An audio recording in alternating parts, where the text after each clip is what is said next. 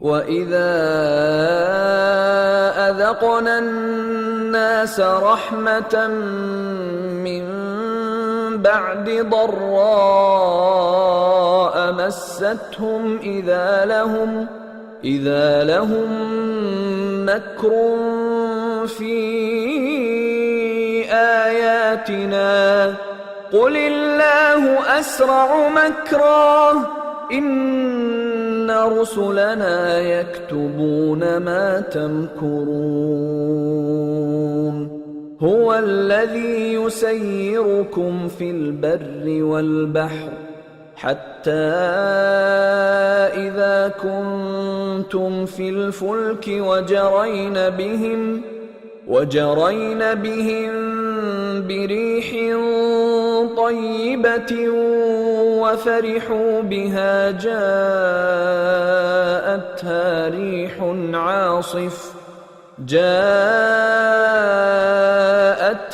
رِيحٌ عَاصِفٌ وَجَاءَهُمُ الْمَوْجُ مِن كُلِّ مَكَانٍ وَظَنُّوا أَنَّهُمْ أُحِيطَ بِهِمْ دَعَوُا اللَّهَ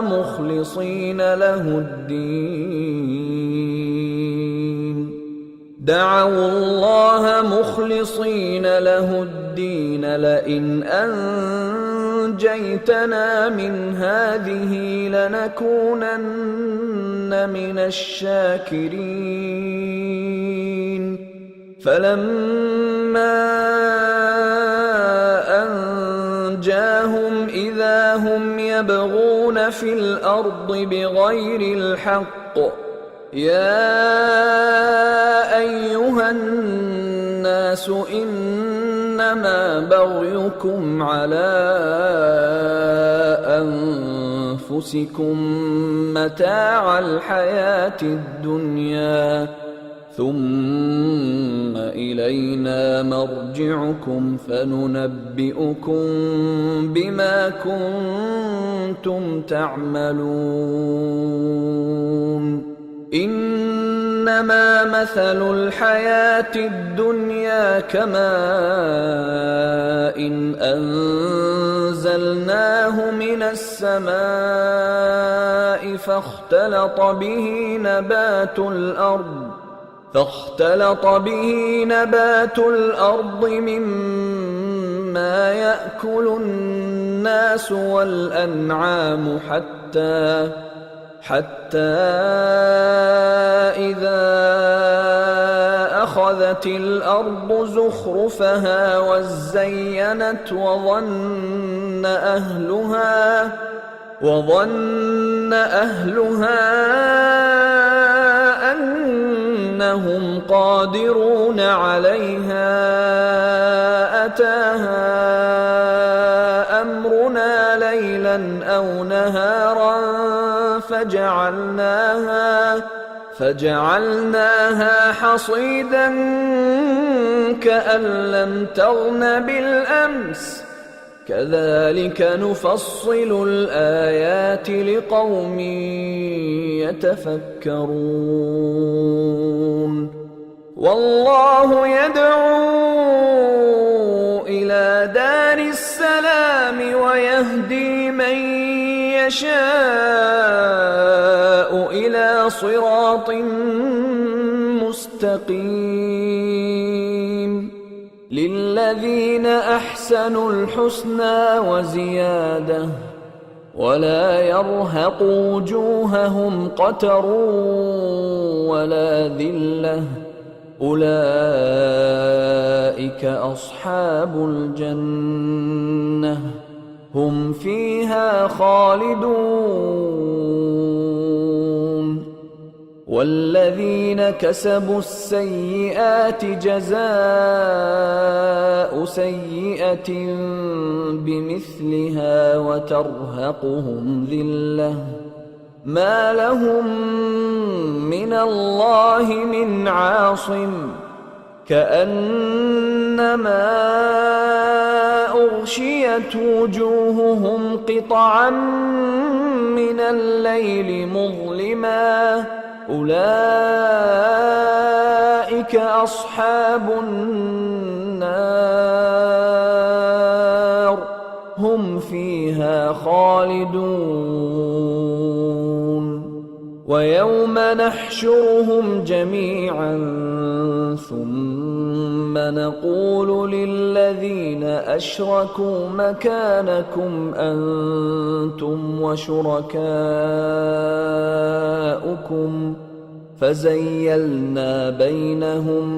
وقال شركاؤهم ما كنتم إيانا تعبدون فكفى بالله شهيدا بيننا وبينكم إن كنا عن عبادتكم لغافلين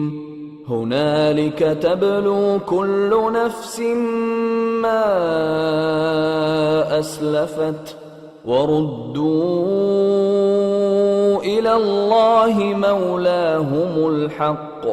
وضل عنهم ما كانوا يفترون۔ اور جب ہم لوگوں کو تکلیف پہنچنے کے بعد اپنی رحمت سے آسائش کا مزہ چکھاتے ہیں تو وہ ہماری آیتوں میں ہیلے کرنے لگتے ہیں۔ کہہ دو کہ اللہ بہت جلد تدبیر کرنے والا ہے، اور جو ہیلے تم کرتے ہو ہمارے فرشتے ان کو لکھتے جاتے ہیں۔ وہی تو ہے جو تم کو جنگل اور دریا میں چلنے پھرنے اور سیر کرنے کی توفیق دیتا ہے، یہاں تک کہ جب تم کشتیوں میں سوار ہوتے ہو اور کشتیاں خوشگوار ہوا کی مدد سے سواروں کو لے کر چلنے لگتی ہیں اور وہ اس پر خوش ہوتی ہیں، تو ناگہاں زناٹی کی ہوا چل پڑتی ہے اور لہریں ہر طرف سے ان پر جوش مارتی ہوئی آنے لگتی ہیں، اور وہ خیال کرتے ہیں کہ اب تو لہروں میں گھر گئے۔ تو اس وقت خالص اللہ ہی کی عبادت کر کے اس سے دعا مانگنے لگتے ہیں کہ اے اللہ، اگر تو ہم کو اس سے نجات بخشے تو ہم تیرے بہت ہی شکر گزار ہوں۔ پھر جب وہ ان کو نجات دے دیتا ہے تو ملک میں ناحق شرارت کرنے لگتے ہیں۔ لوگو، تمہاری شرارت کا وبال تمہاری ہی جانوں پر ہوگا۔ تم دنیا کی زندگی کے فائدے اٹھا لو،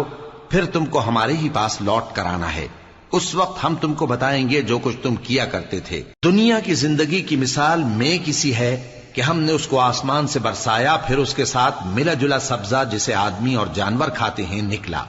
یہاں تک کہ زمین سبزے سے خوشنما اور آراستہ ہو گئی، اور زمین والوں نے خیال کیا کہ وہ اس پر پوری دسترس رکھتے ہیں۔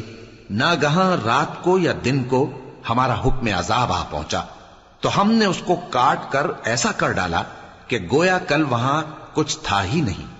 جو لوگ غور کرنے والے ہیں ان کے لیے ہم اپنی قدرت کی نشانیاں اسی طرح کھول کھول کر بیان کرتے ہیں۔ اور اللہ سلامتی کے گھر کی طرف بلاتا ہے اور جس کو چاہتا ہے سیدھا رستہ دکھاتا ہے۔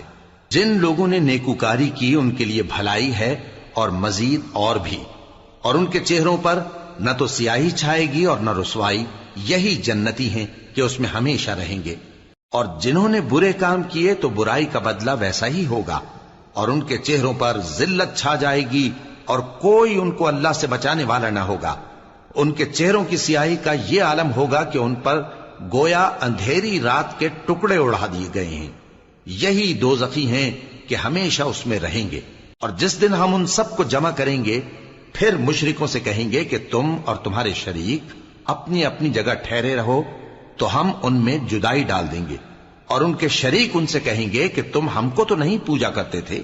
بس ہمارے اور تمہارے درمیان اللہ ہی گواہ کافی ہے، ہم تمہاری پرستش سے بالکل بے خبر تھے۔ وہاں ہر شخص اپنے اعمال کی جو اس نے پہلے کیے ہوں گے جانچ کر لے گا،